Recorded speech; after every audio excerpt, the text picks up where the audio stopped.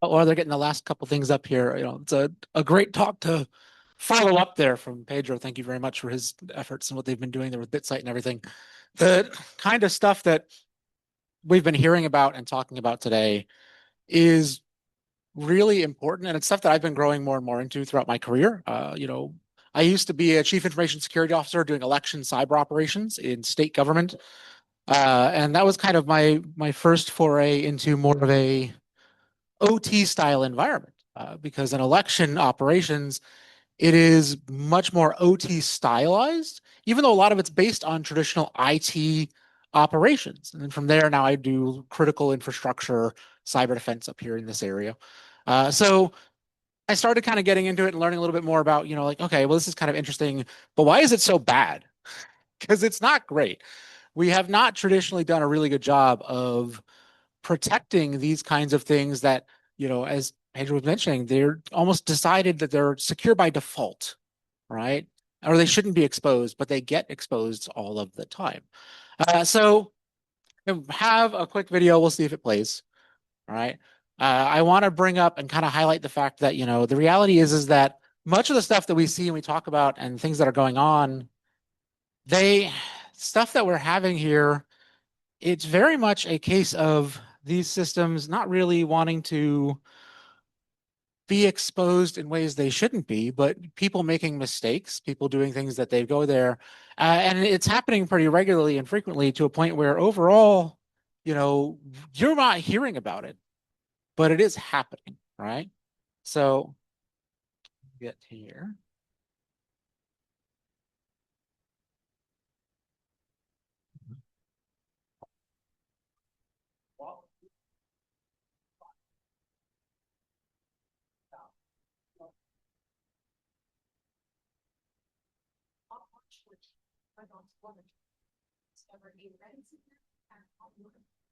Servers, it targeted that software is to respond. That's down, but server prepared. They did. He did not say hours. Something back on server. Getting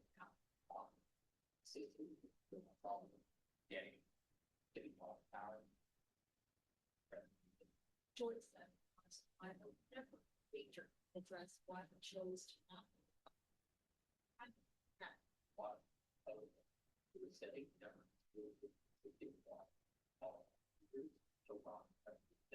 that's why they letter was the more direct money. Street was told him chose not to be it. Or something on this. In other they came up to songs. As he's respond, okay, maybe a few hours.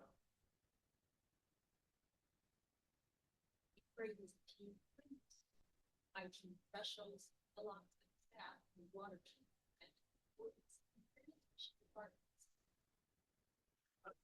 That's a local news story from Minot, North Dakota from a few months ago. Ransomware attack actually cost them hours of overtime. They actually had to fail back and go to manual operations. They had to walk the plant gauge by gauge to make sure everything was still safe. And what's really interesting about this one is most times when we talk about ransomware, they are after some sort of financial gain. The ransom note in this instance had no request for a ransom. It was more of a taunt. Why would you do that? Why would you be here doing something disruptive just to taunt someone for something, right? What was the point of that? Testing. 2023, Littleton, Massachusetts, just outside of Boston. PRC operators for Vault Typhoon were inside their networks for months. Not disruptive, quiet and patient. And the things that they were after this time were the blueprints. They went after all of the documentation on how the plant worked. They went after all the documentation on how things were interconnected, all of the network maps. They broke in and they stole the blueprints, the kind of thing you do if you plan to come back. 2024, Muleshoe, Texas, not quite as patient and quiet. Russian operators broke into a water treatment facility there and actually caused tanks to start overflowing. Those tanks overflowed for 30 minutes before operators had to step in and revert them back to manual operation to protect the plant. That's 3-ish years, 3 different threat actors, 3 different under-resourced community utilities across the United States. And it's not isolated. There are dozens of these incidents every year, but most of the time we don't hear about them because they don't make national news. They make local news. They kind of reach our local communities. And so we kind of can glance over the problem and not think it's as big a deal as it may potentially be. I like to use ransomware as kind of a visible tip for this kind of stuff.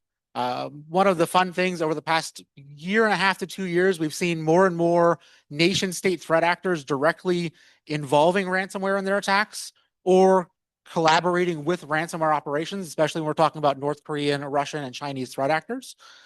When you look at ransomware attacks, we can get a little bit of data on things because, well, most of the ransomware operators that are in it for financial gain are very noisy. They like the publicity, so they make a big deal about it. You know, then Minot, they didn't really want to warn the public because there wasn't a big critical issue yet, right? But a monetary focused threat actor will absolutely go out and make a big deal about it, contact local news, put it on their dark website and everything like that.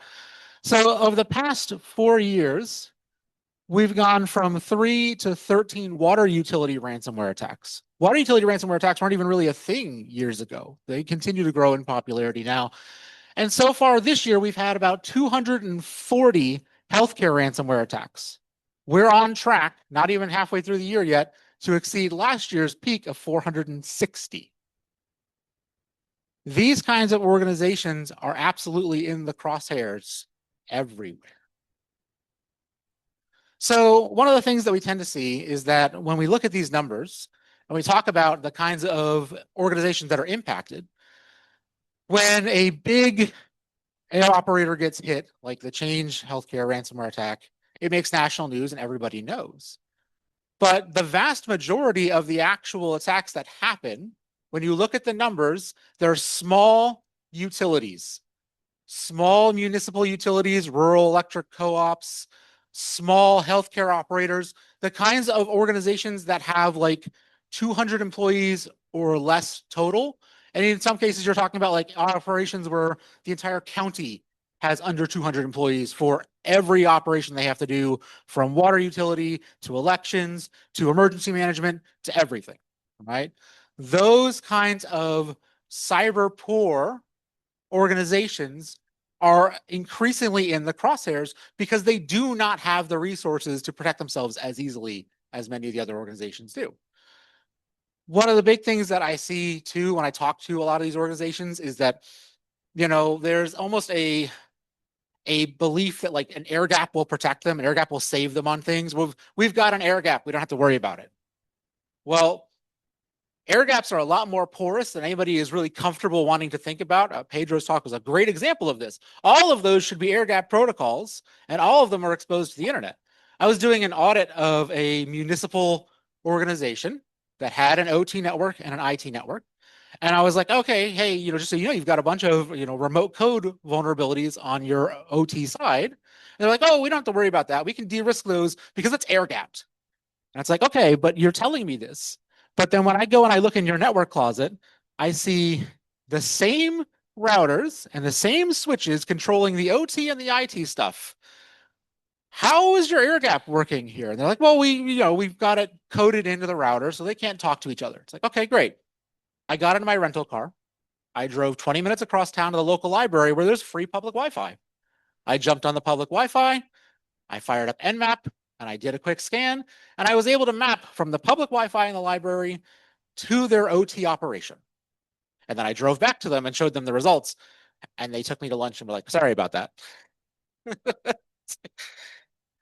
But the reality is that's just kind of, you know, the way things tend to be is people trust the air gap. They think well, it's air gap. We don't have to worry about it. So there's not a whole lot of detection happening there. There's almost nothing in those environments a lot of times when we talk to people, especially in smaller operations, that will serve as some form of detection point to let them know that the air gap has failed and it has been bridged, or that there's something moving around in there that shouldn't be there.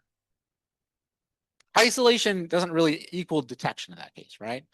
So I think there was a talk earlier today, and unfortunately I was dropping my kids off at daycare, so I didn't get to see it.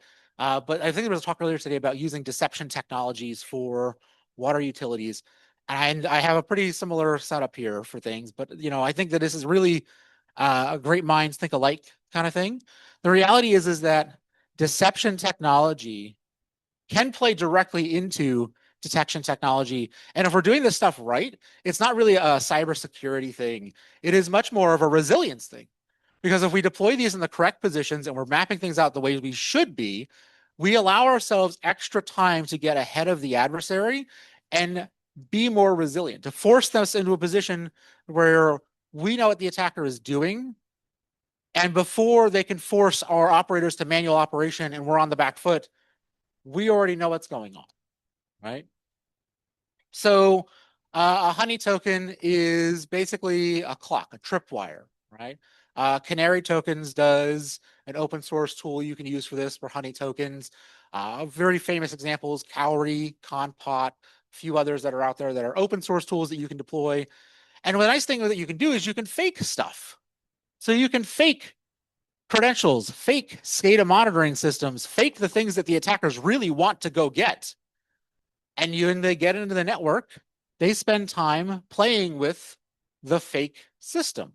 Because one of the things that we tend to see when we go through all of these attacks and we look through what the attackers are doing, when they land in the network, whether it is a ransomware operation, a nation state threat actor, just about anybody, they do some form of reconnaissance internally.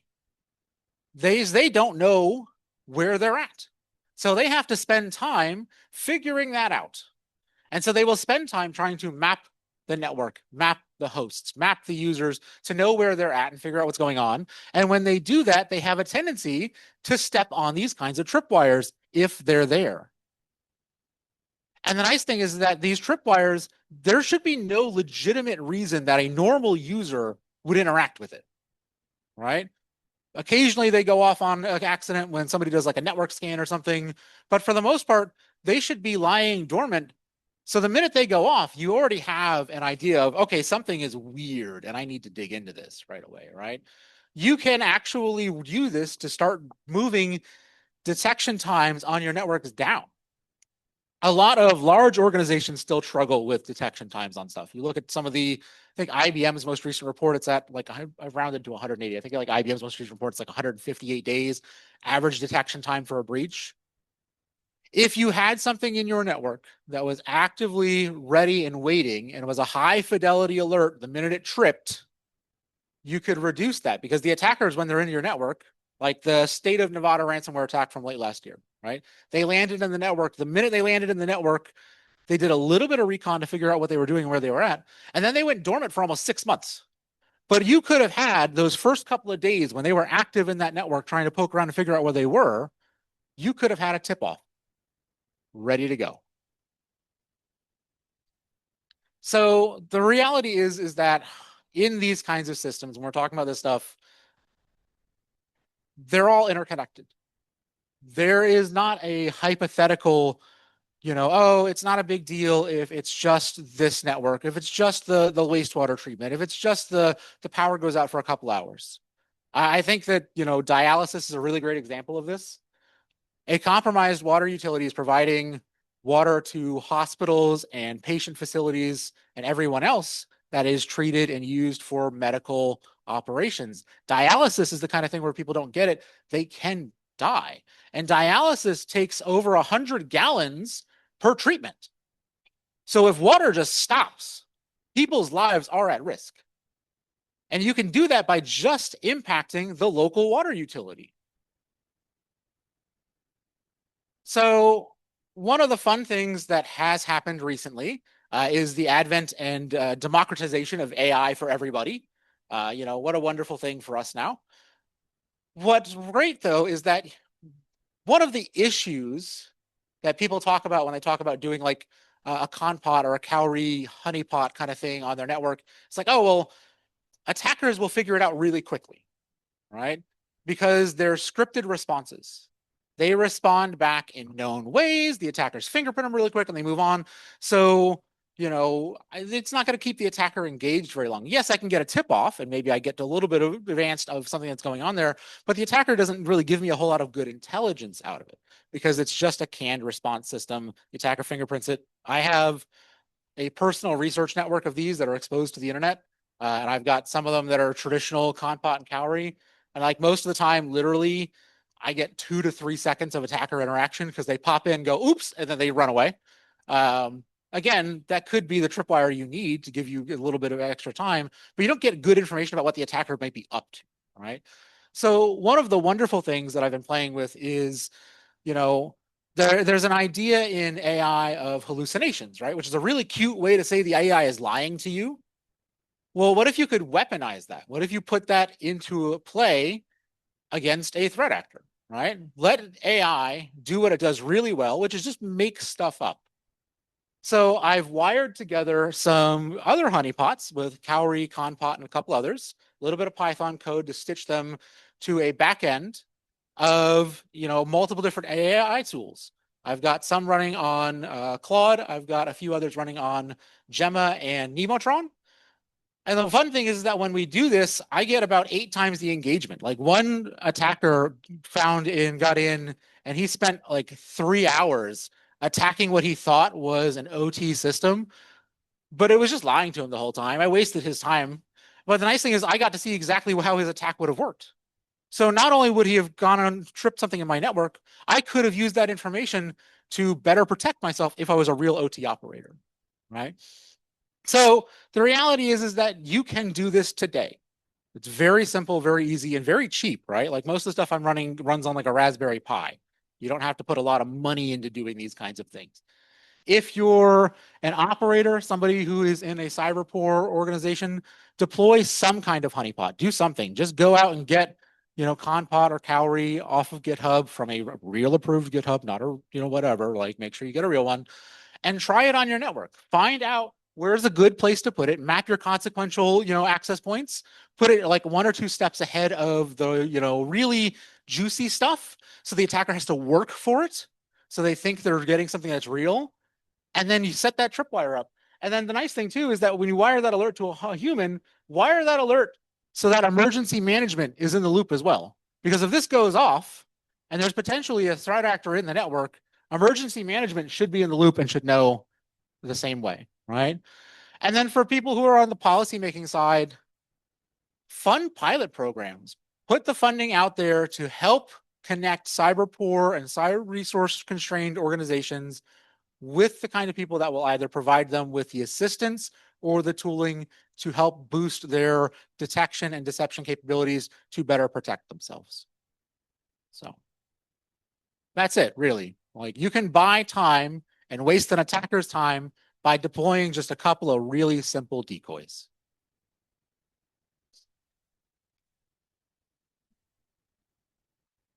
So we've got a couple of minutes. So if we got a question here, we got a question for Pedro.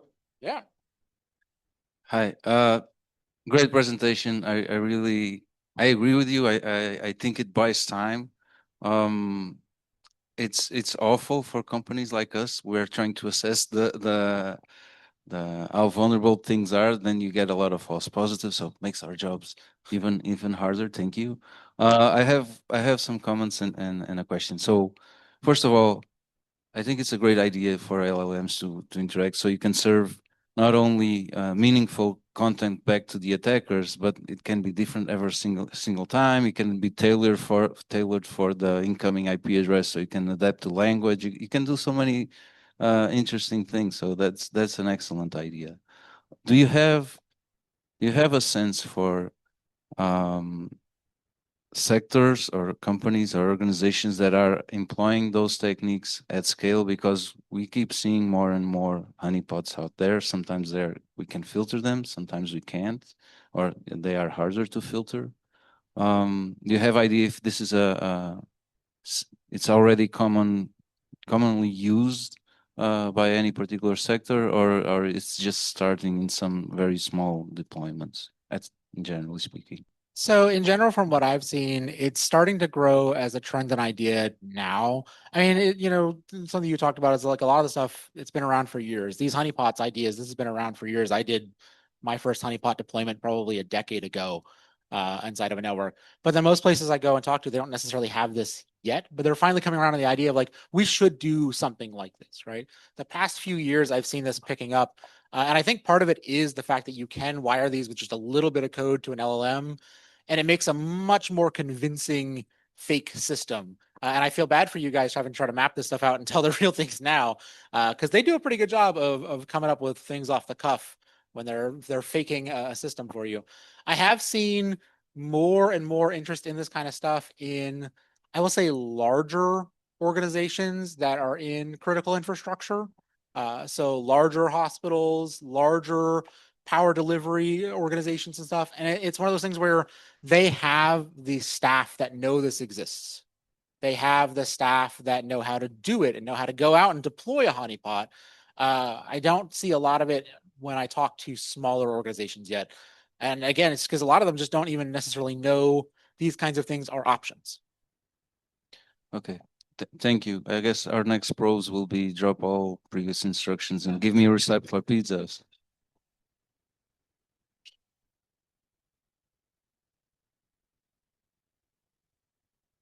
Kind of building on what you were just saying, the small businesses, you're not seeing them so much do the more complicated honeypots, I guess. What would, I think you were talking about the benefit is that these more complex ones get more engagement for adversaries, but for these smaller utilities that don't necessarily maybe know what to do with that information, what's the incentive for them to start integrating this AI into these honeypots? So I think that, for small organizations, I would honestly argue that a really good starting point is just to start from a traditional honeypot, especially if they have nothing. Before even introducing AI, which kind of acts a little bit like a black box, they may not fully understand how to wire the things together yet. Start from just a traditional piece that they can deploy and use, because something is always better than nothing, right? The cyber is not a zero-sum game. Something is always going to be improving your posture. So having some kind of honeypot already gives you a bit of a leg up. And then from there, I would really hope that they would be able to work with hopefully more of like a federal centralized resource that could assist in getting more of the knowledge out or helping build a minimum standard for these kinds of things that could be deployed. And we're going to work through that way. That way they're not having to figure this out themselves. Because the reality is that, I live in a town of like 8,000 people a couple hours from here in Western Maryland. I know the guys that work the water plant. They're lovely guys, and I love like chatting with them and hanging out with them and stuff. But they know water treatment facilities really well. They know stuff about that I will never understand. IT and cyber and stuff like that is not their forte. And so, instead of trying to task them with that, I think that we need to be able to give them a central resource that can help them.